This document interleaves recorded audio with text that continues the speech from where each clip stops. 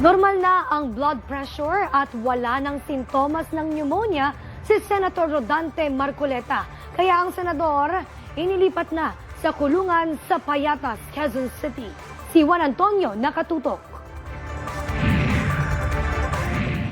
Nasa New Quezon City Jail Male Dormitory sa Payatas na si Senador Rodante Marcoleta matapos ipag-utos ng Sandigan Bayan 3rd Division na ilipat na ang kustodiya ng senador mula sa PNP-CIDG papunta sa BJMP. Lumabas kasi sa medical examination ng Philippine General Hospital na normal na ang blood pressure at wala ng sintomas ng pneumonia ang senador. 5 konsultant ang sumuri kay Marcoleta kabilang ang pulmonologist. Iniinda pa rin ni Marcoleta ang neck pain pero posibleng dahil na yan sa kanyang edad.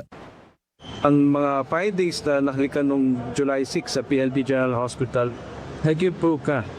From yung x-ray, nag-claric na clear up na yung pneumonia, yung kanyang hypertension, controlled ka. At that's why based on those information, we concluded that we split key doesn't lead further confinement in a hospital. Hiniling pa rin ng doktor na sumailalim sa isolation ang senador at ipagpatuloy ang maintenance at antibiotics. Iniiwas kasi nilang makahawa ng pneumonia ang senador, partikular na sa mga matatandang inmate. Isolation na siguro at least 1 more week.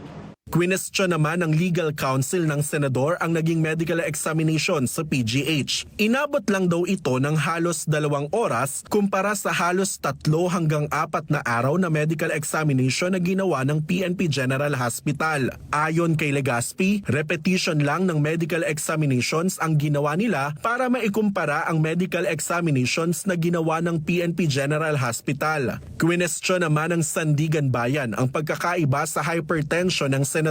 Sa PNP, lumabas na uncontrolled ang hypertension ng senador habang controlled hypertension naman ang diagnose ng UP-PGH. Nilinaw ng doktor ng PGH na maaaring nakatulong ang mga gamot na binigay ng PNP General Hospital para agad na gumaling ang senador. Naghain naman ng not guilty plea sina dating Congressman Mike Defensor at mga negosyante na sina Joseph Espiritu at Aristotel Viray, habang nananatiling pending ang very urgent motion to quash na inihain ni Senator Rodante Marcoleta. Ipinagpaliban din ng 3rd Division ang arraignment para sa kasong paglabag sa Presidential Decree 46 o ang pagtanggap at pagbibigay ng regalo sa mga opisyal ng pamahalaan na kasong kinakaharap ni Marcoleta at Espiritu.